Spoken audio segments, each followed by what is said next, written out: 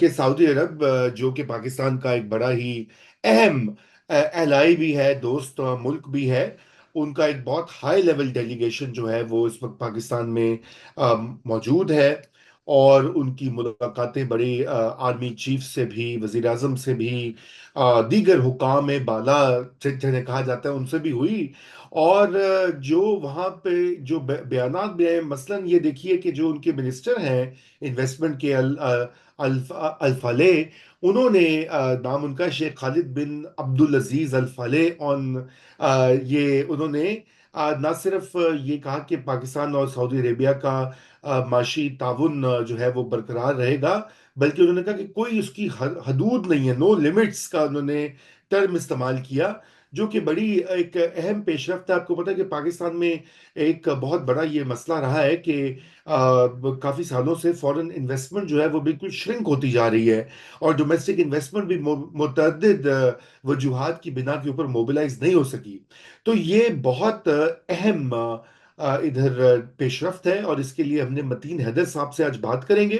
جی ناظرین، میرے ساتھ موجود ہیں متین حیدر صاحب، بہت ہی باخبر ہمارے ساتھی ہیں، اسلام آباد میں فورن پالیسی، سیکیورٹی امور پر بڑی گہری نظر اور دسترس رکھتے ہیں۔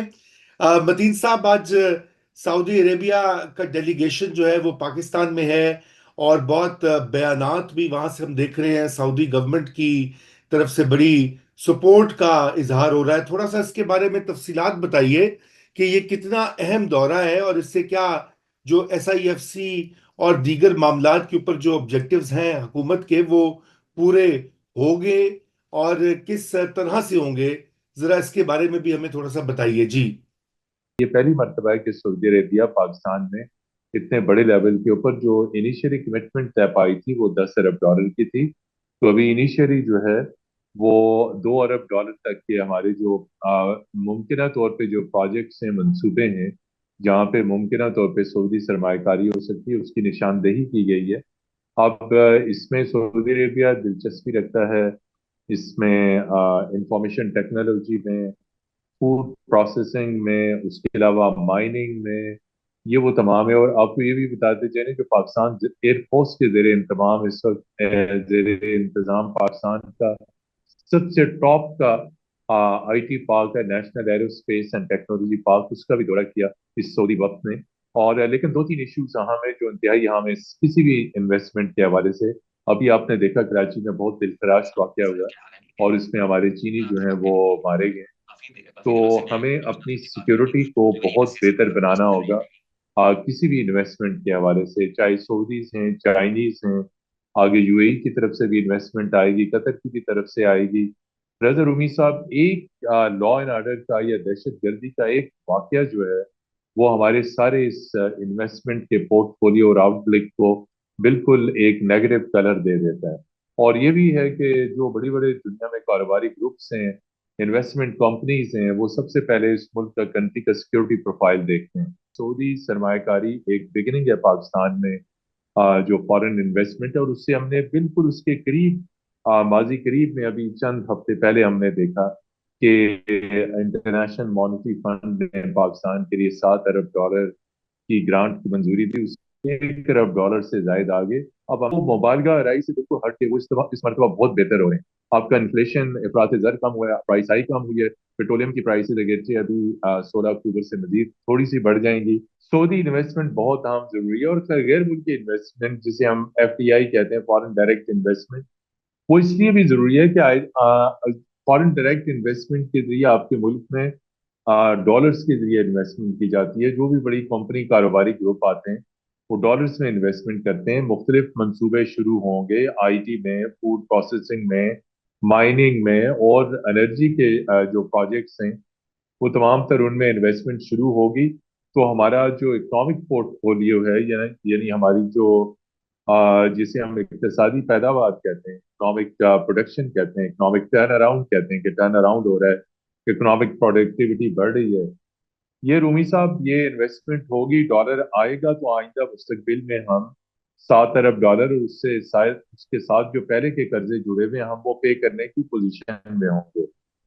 اور اس کے ساتھ آپ کو اپنی ایکسپورٹس بڑھانی ہے، اور ایک جو بھی انڈسٹری ہے اس کو آپ نے پریولیجز دینی ہے، آپ نے ان کو जो है वो एक जी रीजनेबल रेट। सबसे बड़ी खबर है कि 5 IPPs के साथ माहे मनसूख किए गए हैं। कि ये जो आज का डिसीजन है IPPs के साथ माहे मनसूख करने का, इससे ना सिर्फ आम सारिफ को बल्कि जो हमारा जो तमाम जो हमारे इन्वेस्टर्स हैं, इंडस्ट्रियलिस्ट हैं, हमारा इंडस्ट्रियल सेक्टर, उस सब को चूंकि बिजली के टैरिफ में सिग्निफिकेंट रिडक्शन होगी, तो ये एक मेजर है। लेकिन दूसरा उसके साथ जो रजा रूमी साहब, जो हमेशा हम ये बात कहते हैं कि प्रैक्टिकली हमने ईज ऑफ डूइंग बिजनेस की बात करनी है। आज भी गैर मुल्की सरमाकारों को पाकिस्तान के किसी भी सूबे में आज भी रुकावटें उनको पेश आती हैं। नो ऑब्जेक्शन सर्टिफिकेट NOC के लिए उनको जो है वो मुख्तलिफ महकमों से उनको चक्कर लगाने पड़ते हैं। बिजनेस शुरू भी हो जाता है, उसके बाद भी प्रॉब्लम्स आती हैं।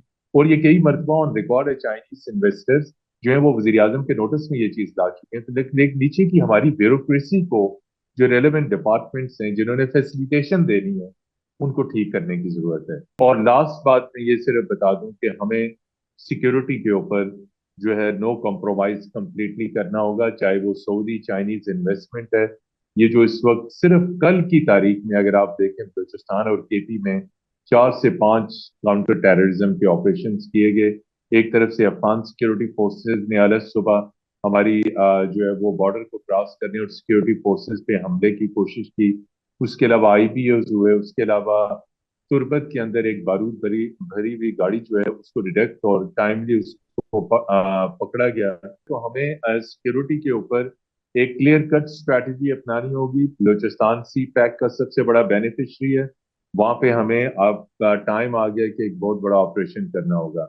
ये मजीद ब्रिगेड बलूचिस्तान से लेके कराची तक कैसे ऑपरेट कर रहा है, तो उसके खिलाफ ऑपरेशन करना होगा, नहीं होगा। जी।